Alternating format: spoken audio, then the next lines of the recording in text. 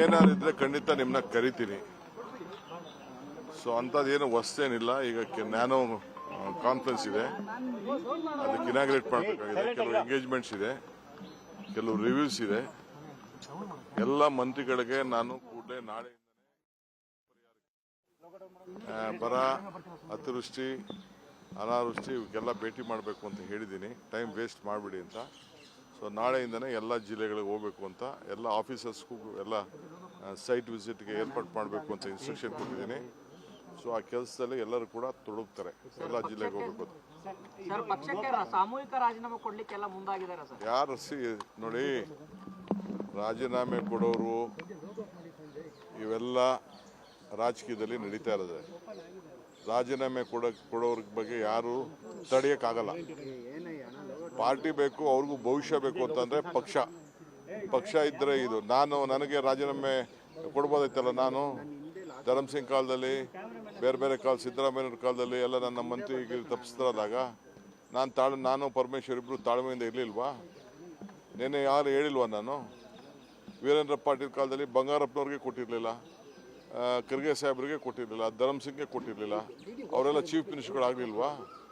ಇವೆಲ್ಲ ಪೇಷನ್ಸಿಂದ ಈ ಸಂದರ್ಭದಲ್ಲಿ ಇರಬೇಕಾಗ್ತದೆ. Party is very much important. ಯಾರು ರೆಸಿಗ್ನೇಷನ್ ಕೊಟ್ಟರೆ within few minutes I am going to accept. ನಾನು ಈಗಾಗಲೇ ಎಲ್ಲ ನಮ್ಮ ಬೋರ್ಡು ಕಾರ್ಪೊರೇಷನ್ನು ರಿವ್ಯಾಂಪ್ ಮಾಡ್ತಾಯಿದ್ದೀನಿ. ಎಲ್ಲ ನಮ್ಮ ಆಗಲೇ ಟೈಮ್ ಆಯಿತು. ಎಲ್ಲರೂ 2 ವರ್ಷ ಅಂತ ಮುಂಚಿತವಾಗಿ ನಾವು ಹೇಳಿದ್ದು, ಮಂತ್ರಿಗಳಿಗೂ ಹೇಳಿದ್ದು ಅದನ್ನು ನಾವು ಮುಂಚಿತವಾಗಿ 2.5 ವರ್ಷ. ಈಗ ಎಲ್ಲರೂ ಕೂಡ ನಾನು ರೆಸಿಗ್ನೇಷನ್ ಸಬ್ಮಿಟ್ ಮಾಡಿ ಅಂತ ಅಂದ್ಬಿಟ್ಟು ಬೋರ್ಡು ಕಾರ್ಪೊರೇಷನ್ಗೆ ಫಸ್ಟು ನಮ್ಮ ವರ್ಕರ್ಸ್ಗೆ ಹೇಳ್ತೀನಿ. ವರ್ಕರ್ಸ್ ಎಲ್ಲ ಫಸ್ಟು ಫಿಲಪ್ ಮಾಡ್ತೀನಿ, ಆಮೇಲೆ MLAsನ ಕರೆದು ಒಬ್ಬೊಬ್ಬರನ್ನೇ ಮಾತಾಡ್ತೀನಿ. ಏನಾದ್ರು ಇದ್ರೆ ಖಂಡಿತ ನಿಮ್ಮನ್ನ ಕರಿತೀನಿ. ಸೊ ಅಂಥದ್ದೇನು ಹೊಸ್ತೇನಿಲ್ಲ. ಈಗ ನ್ಯಾನೋ ಕಾನ್ಫರೆನ್ಸ್ ಇದೆ, ಅದಕ್ಕೆ ಇನಾಗ್ರೇಟ್ ಮಾಡಬೇಕಾಗಿದೆ. ಕೆಲವು ಎಂಗೇಜ್ಮೆಂಟ್ಸ್ ಇದೆ, ಕೆಲವು ರಿವ್ಯೂಸ್ ಇದೆ. ಎಲ್ಲ ಮಂತ್ರಿಗಳಿಗೆ ನಾನು ಕೂಡಲೇ ನಾಳೆ ಬರ, ಅತಿವೃಷ್ಟಿ, ಅನಾವೃಷ್ಟಿ ಇವಕ್ಕೆಲ್ಲ ಭೇಟಿ ಮಾಡಬೇಕು ಅಂತ ಹೇಳಿದ್ದೀನಿ. ಟೈಮ್ ವೇಸ್ಟ್ ಮಾಡಿಬಿಡಿ ಅಂತ. ಸೊ ನಾಳೆಯಿಂದನೇ ಎಲ್ಲ ಜಿಲ್ಲೆಗಳಿಗೆ ಹೋಗಬೇಕು ಅಂತ, ಎಲ್ಲ ಆಫೀಸರ್ಸ್ಗೂ ಎಲ್ಲ ಸೈಟ್ ವಿಸಿಟ್ಗೆ ಏರ್ಪಾಡು ಮಾಡಬೇಕು ಅಂತ ಇನ್ಸ್ಟ್ರಕ್ಷನ್ ಕೊಟ್ಟಿದ್ದೀನಿ.